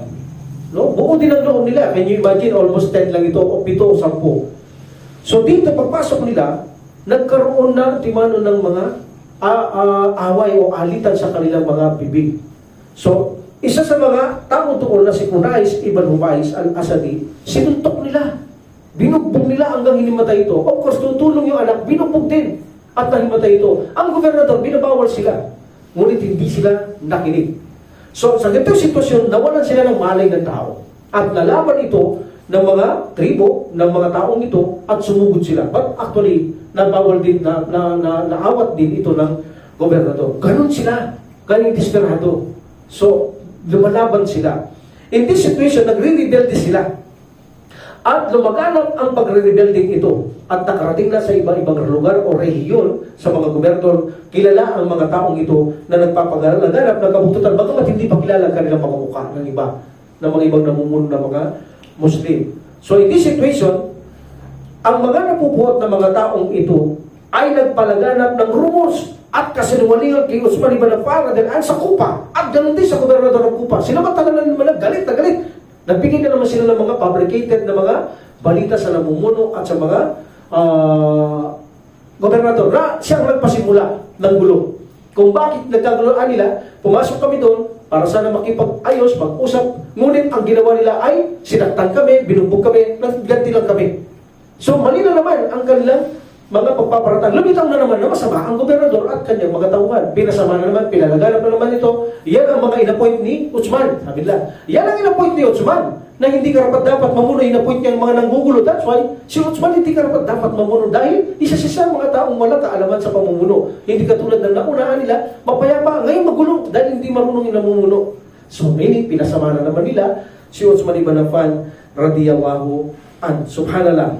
So in this situation, ang mga tao ay lumapit sa gobernador. Sabi nila, ang mga tao dito sa Kufa ay nagagalit at humihiling na parusahan mo sila. Sabi sa gobernador ng mga tao. So sabi ni Said, hindi ko magagawa. Bakit? Sabi ng mga tao, pinagbawal sa akin ng kalifa na parusahan ko sila. Kung gusto nyo kayong sumulat sa kanya. So sumulat ang mga tao kay Uthman ibn Affan na nagsusumamong palayasin sila. Dahil nagpapalaganap na sila na masyadong kabuktutan sa lugar. In this situation, sumulat si Uthman ibn Affan radhiyallahu anhu kay Sa'id ibn al-As radhiyallahu anhu, sabi niya, okay. Sabi niya, palayasin mo sila sa Kufa. Papuntay mo kay Muawiyah sa Syria. Dahil si Muawiyah, manginahon, magaling magsalita. There's a possibility, makukumbinsi niya magbago ang mga tao niya. So dalhin mo doon. And then sumulat si Sa'id ibn al-As kay Muawiyah radhiyallahu anhu sa Syria, sabi niya, ang kalifa ay pinag-uutos na ang mga taong ito na gumagawang kabuktutan ay ilipat sa inyong lugar na kung saan palayasin sila dito. So nasa sa iyo pakikutungo, takutin mo sila, kung kailangan parusahin mo sila hanggang sa tumino sila at tanggapin mo sila. So sila ay pinapunta sa Syria. Ito kabilang dito si Al-Astar al-Nakhai, Jundub al-Asdi sa Sa'a. Ito dalawang to, Al-Astar sa Sa'a, important dito. Sa Sa'a, ibang Sawan, kami ibang Sayyad, Umar ibang Dabay at ibang Al-Khawa. So sila ang kabilang sa dinadaling kay Muawiyah radiyallahu anhu. Nang pagdating nila kay Muawiyah, diskarte si Muawiyah, tinanggap sila ng welcome sila. Napakabait niya. takumbaba. At binigyan niya sila ng tuluyan sa simbahan na pangalang Mariam. Doon sila pinatira. Every time na dinner and lunch, kasama ni Muawiyah. Pero bakit niya ginawa? Kinukuha niya ang loob ng mga tao. Pinag-aaralan niya kung bakit, ano bang motibo nila nagpapalaganap sila ng masama? Ano bang motibo nila bakit pinasasama ng gobernador at si Uthman ibn Affan ang kalipa? Gusto niya pag-aralan niya sa kanila. So, kinakasama niya every dinner and lunch, kasama niya kumakain ng mga ito. Pinapadala ang pagkain doon at pupunta siya. So, in this situation, na matagal na, komportable na ang mga ito kay Uthman, mga ilang araw niya ng kay Muawiyah radhiyallahu anhu, may ilang araw niya ng kasamang nagdi-dinner, medyo kampante na sila, nagbukas itong si Muawiyah radhiyallahu anhu sa kanya. Sabi niya sa mga ito, kayo ay mga Arabo na mayroong ngipin at dila. Sabi niya. At pinarangalan kayo sa Islam at nanaig kayo, meaning nagibabaw kayo sa lahat ng mga bansa na nasakop natin. Minanay ninyo ang kanilang kayamanan at posisyon. Narinig ko, sabi niya, na nagtatapong kayo ng galit sa mga Quraysh. Yan ang pasimula niya, inagat niya, tapos binagsak niya. Narinig ko, sabi niya, na laganap kayo ng sama ng loob sa mga Quraysh. Kung hindi lang sa mga Quraysh, sabi niya, mananatili kayong mababa. Kung hindi lang sa mga Quraysh, meaning by the will of Allah, mananatili kayong mababa at wala kayo sa posisyon nyo ngayon. Bakit nyo pinasasama mga Quraysh? Kung di dahil sa kanila, wala kayo dyan sa posisyon nyo. Na kung saan nagmana ng kayamanan, ng mga posisyon, kung saan dating hawak lang kayo ng Persia o kaya ng iba pang mga nasyon, na ngayon ay kayo ay hindi naawak, malaya na kayo. Kung di dahil sa mga Quraysh, wala kayo dyan sa pwesto nyo. Sabi ni Muawiyah radhiyallahu anhu sa kanya. So in this situation, pinakukutungan ni Muawiyah radhiyallahu anhu ang mga ito na may katalinuhan, na may kainahunan upang makuha niya ang tao at sakali ay magbago ang mga taong ito. Sayang naman pinadala ni Uthman ibn Affan kay Muawiyah radhiyallahu anhu ang mga taong ito. So kinumbisi niya. In this situation, sabi niya, pinaliwanag niya sa kanila in two cases kung paano ang Islam pinalagaran ang mga Quraysh o ang mga Arabo at ano ang mga role ng Quraysh sa pagpapalaganap ng Islam. Ito ang ipiniliwanag niya sa kanila. Dahil hinahamak nilang mga Quraysh o mga matatandang mga Muhajirin o Ansar sa Madina. Sabi niya, kung may epekto ang sasabihin ko sa inyo, may matitiyak o may posibilidad na pangalagaan nyo ang sasabihin ko, bagayon pa man wala akong alam. Ngunit sasabihin ko sa inyo, sabi niya, ang mga Arabo, sabi niya, kung paano ang Islam ay ginawa sila ang Islam ay ginawa ang mga Quraysh, mga Arabo, ng isang mga magkakapatiran, isang nasyon. At binigyan sila ng isang namumuno. At binigyan sila ng buhay na wala ng kaguluhan katulad ng mga tribalismo namin. Na wala yun sa pamamagitan ng Islam. Na wala ang pagpapatayan at tribo-tribo. Sabi ni Muawiyah. Dahil sabi niya, ang inyong mga pinuno ay kalasan. Binigyan tayo namumuno isa. Naging isang nasyon tayo, naging isang nasyon kami, binigyan kami pamumuno, at ang namumuno ay mga panagka, meaning kalasan, sabi niya. Huwag niyong iwanan ang inyong kalasan. Meaning, dalhin nyo. Meaning, sumunod kayo. Huwag niyong iwanan. Huwag niyo siyang i-abandon. Huwag niyong sirain, huwag niyong guluhin. Meaning, suportahan ninyo. Kung may mali, pagpayuhan ninyo ng mainahon. Yun ang gusto paabot ni Muawiyah radhiyallahu anhu. Sabi niya, ang inyong minamumuno ngayon, tinutukoy niya si Uthman ibn Affan, huwag niyong iwanan ang inyong namumuno. Ang inyong namumuno ngayon ay pinangangalagaan niya kayo at nagtitimpi. Sabi niya, alang-alang kay Allah subhanahu wa ta'ala. Now, titigilan niyo ba, sabi ni Muawiyah, titigilan niyo ba na sila ay pasamain o bigyan kayo ng parusa ng Allah na kung saan ang mga taong sa unang ito ang kamatayan niyo ay maging masama kayo? Sinasabihan na sila ni Muawiyah radhiyallahu anhu. So, yun ang sabi ni Muawiyah radhiyallahu anhu. O hintayin niyo pang parusahan kayo ng Allah subhanahu wa ta'ala at ang inyong karunihan, kasamaan ay lumaganap ngayon sa buhay ninyo hanggang sa mamatay kayo. Meaning may bad record kayo sa mga tao na hindi respatuhin, hindi igagalang ng mga tao. Gaya ng sabi mo, sabi niya sa isa,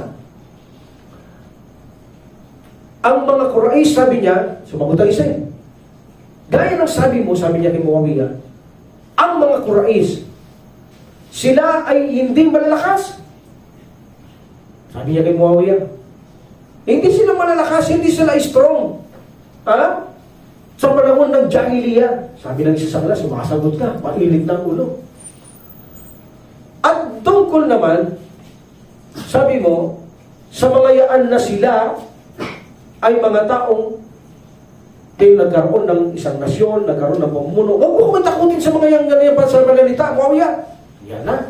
Huwag mo kami takutin sa mga Arabo na ganyan na sila ang dahilan kung bakit kami narito. Huwag mo kami takutin. Hindi kami natatakot sa inyo. Lumalaban na. Nakita niya. So sabi ni Usman ibn Affan, now I know you. Alam na kita ngayon. Kilala na kita ngayon, sabi niya. Ikaw pala ang tagapagsalita nila, sabi niya. Sa tingin ko, sabi niya, kulang ka sa katinuhan. Sabi niya, kulang sa maturity. Ang tingin ko, sabi niya, kulang ka sa katinuhan. Nagmadali kang magsalita, sa tingin ko, wala kang halaga. Yun ang sagot ni Muawiyah sa kanya. Nagmadali ka. Sabi niya, ipinakakilala ko ang Islam. Hindi ko pinapakilala ang Jahiliyyah. Ba't saan ka nagpunta? Pinakikilala ko kung paano ang Islam ginawa ang mga taong na kung saan ay dating magkaaway-away, magkatribo-tribo sa panahon na yon, kung paano sila binuo ng Islam, binigyan ng pamumuno, paano sila binigyan ng magandang katayuan ng Islam. Hindi ko sinabi ang pag-usapan ng Jahiliyyah. Wala bang ibang magsasalita dito sa inyo, maliban dito? Walang sense ang kausap ko ito. Gananin niya ni Muawiyah radiyallahu anhu ang tao ito. Bakit kaya ginanin niya? Kasi ang mga tao katwiran ng sahaba, kapag ang mga Muslim o mga masama ay hindi mapagkatungon sa mabuti, pakikitungon sa masama. Malalaman niyo sa isang anak ni Khalid ibn Walid, matindi sa kanya. Yun siya nagsabi nun. Kabi sabi niya, kung hindi namin makuha ang tao sa pakikitungo sa kabaitan at pakukumbaba, kukunin namin sa parang magaspangan at mabagsik. Ganun sila. Kasi hindi naman nagbabago lalong lumalala, kaya kukunin na sa persahan, ibig sabihin. So in this situation, si Muawiyah, na-realize niya na, hindi ako maiintindihan ito, maliban siguro ipaliwanag ko na gusto sa kanila ang dahilan kung bakit hindi nila makuha ang ibig kong sabihin. So sabi niya, unawain niyo ako. Subukan niyo, sabi niya. Ang mga Quraysh ay hindi ito inangat ng antas sa kanilang panahon ng kamamangan. Na gusto niya panahon ng kamamangan. Kailanman ay hindi umangat ang kanyang antas para maintindihan niyo. Paano sila tinangat ng antas? Because of Islam. Hindi na maintindihan Ang mga Quraysh, sabi niya, hindi umangat o inangat ng antas bali sa panahon ng Jahiliyyah. Maliban lamang nung sila'y gabayan ng Allah. Meaning doon sila umangat. Noong, hindi natin pinag-usap Jahiliyyah. Ang pinag-usapan natin Islam kung paano sila nangat mula noon. So now, gusto niyo Jahiliyyah. Nung Jahiliyyah, hindi sila umangat. Dahil Jahiliyyah. But mag-embrace sila sa Islam sa paintula sa pantala, inangat sila ng Allah subhanahu wa ta'ala. Walang gulo, walang pagpapadala ng dugo, nagkakapatiran at nagkaroon ng isang pinuno na sinusunod ng bawat mga kamusliman. Okay? Sila hindi naging malakas na Arabo tulad ng gusto mo. Hindi sila malakas. Hindi sila naging malakas na Arabo. Ngunit nang sila ay mag-embrace, sila naging malakas para kay Allah subhanahu wa ta'ala. Ganon din sabi niya, ang mga pinakamarangal sa lahi, sabi niya, at pinakamalinis na mga lipi ay ang mga Quraysh na hinahamak ninyo. Kaysa sa inyong mga Arabo na yan. Arabo sila. Kaysa sa inyong mga Arabo na nakaharap ko. Meaning, masigit sila malinis ang Quraysh, masigit ang mga pinakamarangal na lahi, ang mga Quraysh. At may pinakamagandang mga ugali sa mga Arabo katulad ninyo, ang mga Quraysh. Sabi ni Muawiyah sa kanila.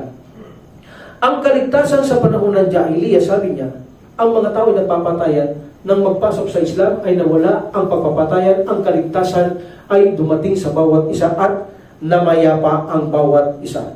And then sabi niya, ang Allah subhanahu wa ta'ala, ang sino mang pangalagaan niya ay walang magpapahiya. Hindi mapapahiya. Ngunit ang gusto ng Allah subhanahu wa ta'ala na mapahiya ay ipahihiya ng Allah subhanahu wa ta'ala. Alam niyo ba, sabi niya bigla, na ang mga Arabo, ito man ay pula, ito man ay itim, na walang tinamaang kapahamakan kay Allah, maliban ang Quraysh. Kayo, tinamaan din kayo ng kapahamakan. Napakababa ng lupa ninyo, ang ani ninyo, napakakonti ng ani ninyo. Sabi ni Muawiyah radiyallahu anhu, kayo yung mga taong ang inyong mga kapitbahay, ang mga ibang tao, hindi pumupunta sa inyo. Bakit? Sapagkat nilalapastangan ninyo ang mga tao, lalo na ang mga bisita nyo. Kayo ang mga taong karumaldumal sa inyo. Kayo ang mga taong masasama sa inyo. Even na ang inyong mga bayaw lamang ay napakaubod ng sama ng mga tao sa inyo. Walang taong nakakagusto sa inyo sapagkat masasama kayong tao. Sabi ni Muawiyah, ganun kayo. Yung hinahamak nyo, ganon sila karangal noon, mabubuting lipi, magandang ugali, pero kayo anong meron kayo? Ngayon gusto niyong ibaliktad silang masama, kayong mabuti, samantalang pinagmulan ninyo, kundi dahil sa Islam, ay nandiyan kayong sakop ng mga tao na namumuno, na ngayon ay kayo ay nangibabaw at ang kayamanan binanan ninyo sa pamamagitan ng Islam. Ngayon, sabi ni Muawiyah, radiallahu anhu, gusto niyo wasakin ang Islam, ang reliyon ng Allah, pagkatapos na kayong gabayan? Sabi ni Muawiyah, radiyallahu anhu.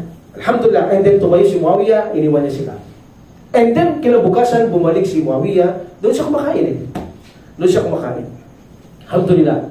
So, kinabukasan, balik si Muawiyah. The next day. At nagkwentuhan sila, sabi niya, o tao, tugunin niyo ako sa mabuti Yung gusto ko, yung mabuting tugon. Hindi katulad ng ginawa niya si Saang yan. Si Saang, ayokong kausap yung gano'n. Walang sense sa akin yung gano'n kausap. Gusto ko mag-isip muna kayo bago kayo sumagot. Kung hindi kayo makaisip ng tamang sagot, manahimik lang kayo. Sabi ni Muawiyah radiyallahu anhu, anong gusto niyo? Ang manggulo kayo, pasamayin niyo mga Muslim, at ang pamilya niyo ay malagay sa kaguluhan, kahihiyan at kapahamakan. O gusto niyo ang inyong mga pamilya ay mabuhay na masaya, mapayapa at maligaya, at makisama kami sa inyo ng may pamumuhay na mapayapa. Okay. Ano sabi ni Sasa? Wala kang karapatan na utusan mo kami ng ganyan para sundin ka. Wala kang karapatan. Sabi ni Sasa. Sabi ko, importante ito sa Sasa na ito. Wala kang karapatan dahil sinusuway mo si Allah. Sinusuway mo si Allah, sabi niya kay Muawiyah radiyallahu an. Sabi ni Muawiyah radiyallahu an, hindi ko kayo pinag-uutusan na ako'y sundin ninyo. Ang sabi ko, sundin ninyo ang utos ko na katakutan ninyo ang Allah, hindi ako. Katakutan ninyo ang Allah, sundin nyo ang kanyang propeta Muhammad sallallahu alaihi wasallam, ang pangawakan niyong mahigpit ang lubid ng Allah, at huwag kayong magkawatak-watak. Actually, ayan sa Surah Al-Imran. Sabi ni Muawiyah sa kanila, no, sabi niya, isasaan, nag-uutos ka ng pagkakahati-hati at pagkakawatak-watak at pagkakamuhi-muhi. Wala naman sa topic yun Baga sa talagang i-invento na para ipakita lang ang galit nila Sabi nila, hindi, nagtuturo ka ng pagkakawatak-watak. Kung ganun pa man, sabi ni Muawiyah radhiyallahu anhu, ako'y humihingi ng tawad kay Allah kung tinuturo ko ang pagkakawatak-watak. Hinihingi ko ang kanyang kapatawaran. Pero kayo pa man, inuutos ko pa rin na sundin ninyo ang Allah at ang kanyang propeta Muhammad sallallahu alaihi wasallam. At kayo ay magbigay ng gabay sa kanila kung nagkakamali na mumuno at pagpayuhan niyo sila ng mainamon, huwag kayong maging magagalitin sa kanila. Sabi ng mga ito, hindi ka dapat namumuno. Mayroon higit na namumuno sa iyo. Sino? Sabi niya. Yaong mga naunang matatanda sa iyo, ang karapat-dapat mamuno, hindi ikaw. Hindi ka natuturo ng tama, natuturo ka ng pagkakawatak-watak. Mayroon matanda sa iyo nauna na mas magaling sa iyo. Alam ko, sabi niya, may magaling sa akin na mga nauna. Pero hindi nila kaya ang trabaho ko ito. Sabi ni Muawiyah. Wala sa sino mang sahaba na kaya nila ang trabaho ko. Meaning siya ang pumasok sa, ito ang unang marine sa dagat na lumabad. Si Muawiyah ganyan, gumawa ng mga barko. Walang may kakayang gumawa nun, maliban sa tulad ng Allah subhanahu wa ta'ala, hindi nila kaya. That's why, si Umar bin Khattab nagpatunay, sabi niya, na ang aking kakayahan ay hindi kaya ng mga kuray, ang mga aking kasamaan. Tsaka mo sasabihin, may magaling na higit sa akin. Sabi niya, tatanggalin mo ako, gusto niyo akong tanggalin, pumunta kayo dito para tanggalin. Sinong ipapalit niyo? Kayo ang papalit sa akin? Ang mga taong katulad ninyo na nagahangad ng pamumuno bilang pangamuno sa tunyang ito, kapag kayo ang nailuklok, ang kasamaan ay lalaganap, ang kabuktutan ay mag-uumapo sa mundo. Sabi niya. So nagalit ang mga ito si Sasa. Kinuha niya balbas ni Muawiyah at ang kanyang buhok, binanatan niya si Muawiyah.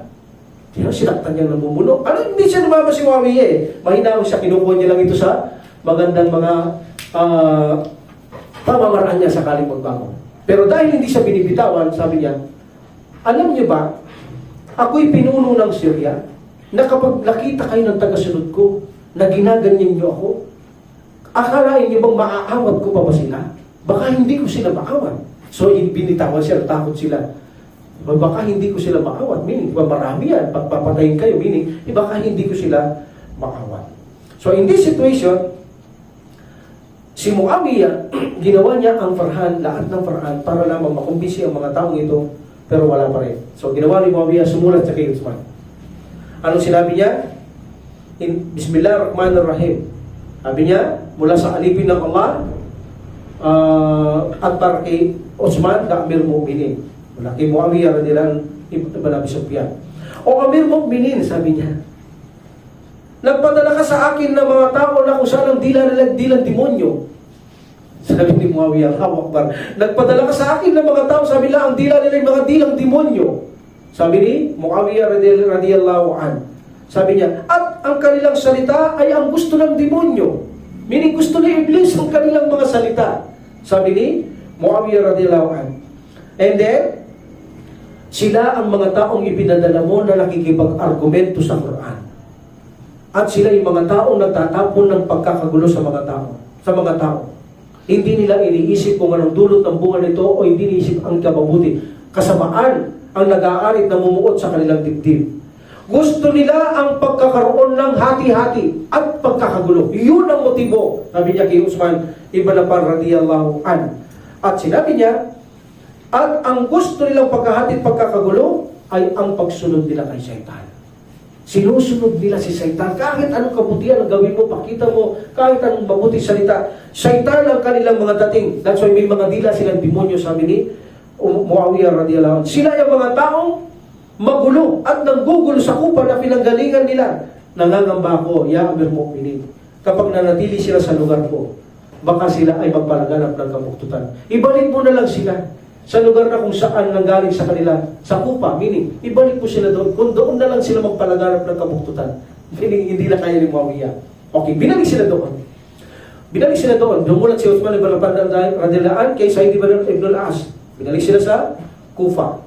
Okay, hindi si Abdullah ibn Sabah to, mga tao ni Abdullah ibn Sabah ito. Si Abdullah ibn Sabah, busy siyang lumalakad na dalason ng mga tao. Okay. In this situation, sabi niya, dahil nagugulo na naman, lumala lalo, doon sa Kupa, sumulat si Sa'id ibn al-As kay Uthman ibn Affan radhiyallahu anhu. Sabi niya, lalong lumala. Okay, sabi niya, dalhin mo sila sa Homs. Dalhin mo sila sa Homs, sa Jazeera, Al-Jazeera. Ibigay mo sila kay anak ni Khalid ibn Walid. Papaksik ito. Ibigay mo sila, Abdurrahman ibn Khalid ibn Walid.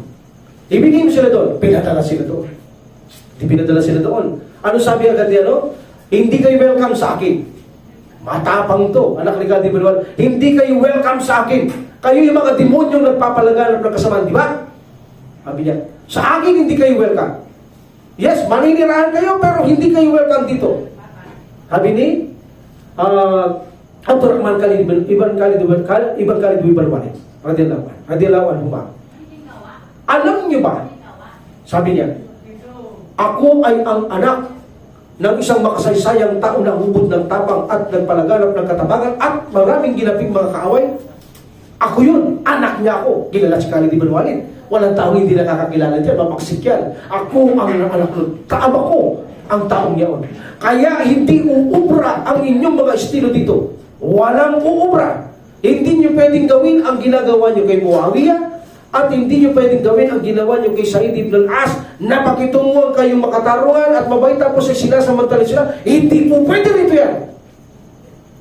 Hindi kayo welcome dito. Kung hindi namin kayo makuha sa paraang maamo at mabait, kukunin ko kayo sa magaspang na paraan.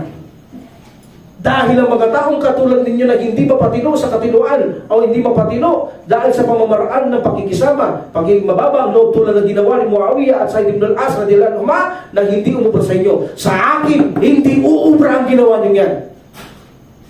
Alam niyo ba ang mga taong ito, hindi na nagsasalita. Nawala, napipi ang mga taong ito sa anak ni Khalid ibn Walid.